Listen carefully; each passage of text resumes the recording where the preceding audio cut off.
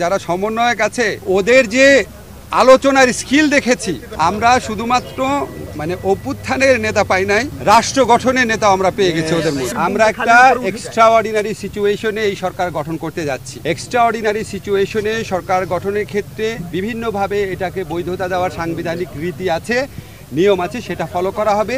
সরকারের মেয়াদ এখনই ঠিক করা হয়নি, ওইটা আমাদের এই ছাত্র জনতা, আমাদের যারা সমন্বয়করা, ওনাদের প্রস্তাবক্রমে ডক্টর মোহাম্মদ ইউনূসকে তত্ত্বাবধায়ক সরকারের প্রধান হিসাবে আমাদের রাষ্ট্রপতিও সম্মতি জানিয়েছেন।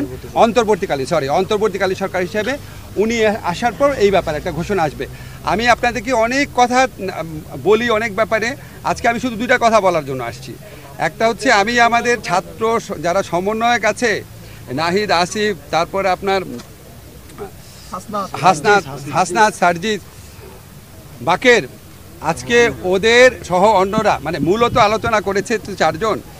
তো ওদের যে আলোচনার স্কিল দেখেছি, ওদের যে আলোচনার আউটকাম দেখেছি, এটা একটা মুগ্ধ করার মতো। মানে আমি নিজে বিশ্বাস করতে পারি না আমরা এত ম্যাচিউরলি সব কিছু এত ডিল করতে পারি।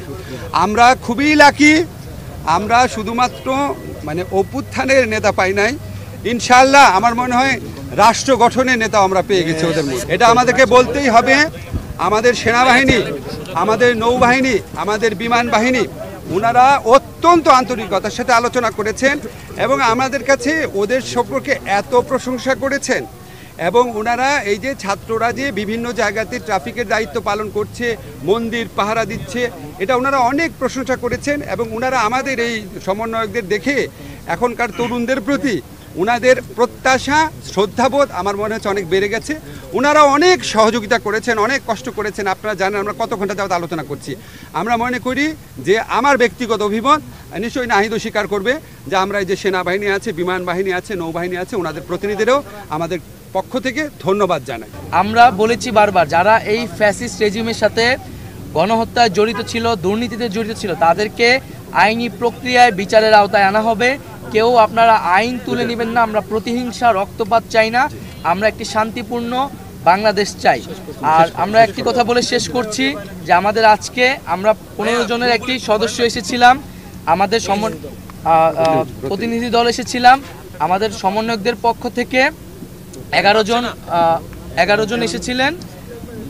আর আমাদের লিয়াজু কমিটির পক্ষ থেকে মাহফুজ আলম এবং নাসির আবদুল্লাহ এসেছিলেন।